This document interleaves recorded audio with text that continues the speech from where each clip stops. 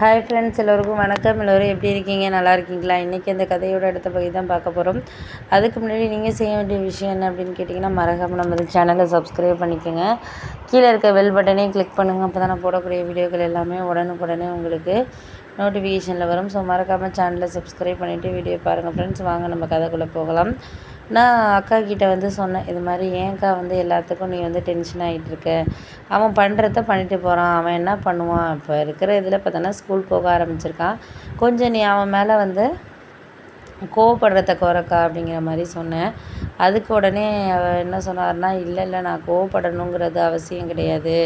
எனக்கு அவசியமான ஒரு சில விஷயங்கள் இருக்குது. அதுக்காக தான் நான் எதாக இருந்தாலும் கோவப்படாமல் இருக்கணும் அப்படிங்கிற மாதிரி நான் கற்றுக்கிட்டேன் அப்படின்னோடனே, ஆமாம் அதெல்லாம் ஒன்றும் இப்போதைக்கு இருக்கிற நிலைமைக்கு எதுவும் கொஞ்சம் நம்மளால் மாற்றிக்க முடியாது தான். எனக்கும் முன்னாடி ஒர்க்குக்கு போயிருந்தப்போ கூட இந்த அளவுக்கு இல்லை. இப்போ இவனை பார்த்துக்கிறதே எனக்கு ரொம்ப ஒரு மாதிரி ஸ்ட்ரெஸ்ஃபுல்லாக இருக்குது அப்படிங்கிற மாதிரி சொல்லிகிட்டு இருந்தாக்கா. சரி, நான் உனக்கு வேணால் ஒரு விஷயம் சொல்லட்டுமா?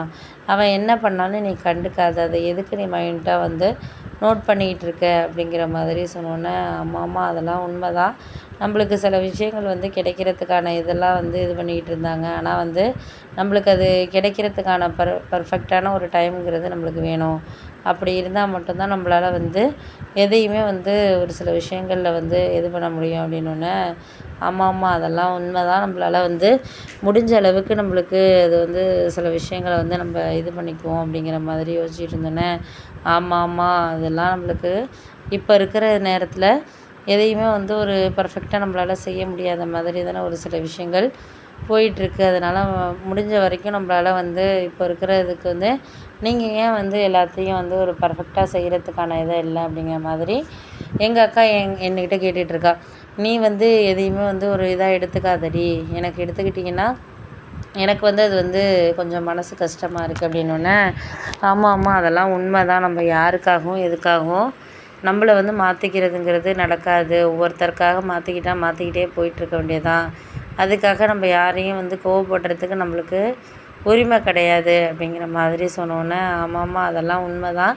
நம்மளுக்கு ஒரு சில விஷயங்கள் உரிமையாக எடுத்துக்கிறதுக்கான இதுங்கிறது நம்மளுக்கு வேணும். அப்படி இருந்தால் மட்டும்தான் நம்மளால் எந்த ஒரு விஷயத்தையுமே ஒரு ஹாப்பியாக எடுத்துகிட்டு போக முடியும். அப்படி இல்லை அப்படிங்கிறப்ப நம்மளுக்கு ஒரு சில விஷயங்கள் கொஞ்சம் இதாக இருக்குது அப்படிங்கிறது தான் எனக்கு ரொம்ப கவலையாக இருந்த விஷயமா இருந்தது அப்படின்னோடனே, ஆமாம் அதெல்லாம் உண்மை தான். நம்மளுக்கு இப்போ இருக்கிற நிலைமைக்கு சில இதை நம்மளுக்கு எடுத்துகிட்டு போகிறதுக்கான இதுங்கிறது நமக்கு வேணும். அப்படி இருந்தால் மட்டும்தான் நம்மளுக்கு போக போக ஒரு சில விஷயங்கள் கொஞ்சம் ஹாப்பியாக இருக்கும் அப்படின்னோடனே, ஆமாம் அதெல்லாம் ஹாப்பியாக இருக்க வேண்டிய விஷயங்கள் இருந்துக்கிட்டு தான் இருக்கும்.